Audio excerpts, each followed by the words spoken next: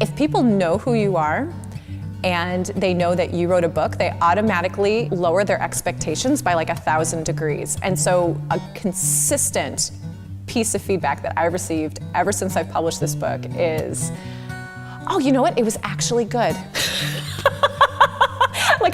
It read like a real book. And you just have to laugh. And I'm like, well, yeah. And well, why didn't you think so? And they're like, well, because I know you. So I think that's been a really interesting thing for me to pick apart, that we assume that the people we know can't do things like write a book. And I would be the first one to say, you know, writing a book isn't that much more interesting than any other job. It's day to day, you sit down, you show up, you do your work, and then you get to the rest of your life. I have always liked a good story.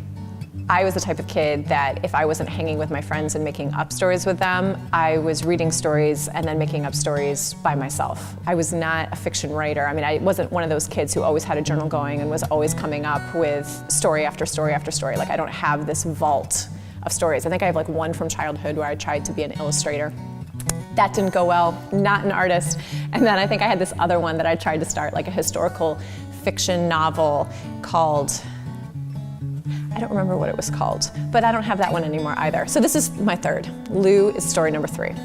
Lucky 3.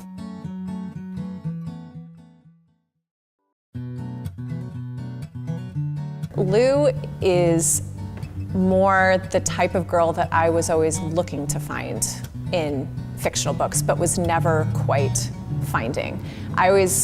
In fiction, it seems like the women are either too serious or they're too flippant.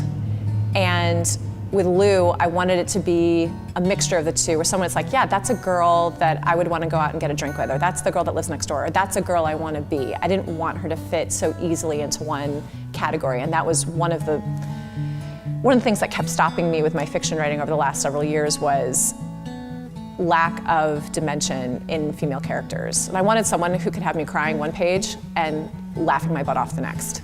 It was never my goal to write a book where any of the people within that book would be clean or perfect. I wanted them to be very real, because that is the business God is in, is dealing with real people.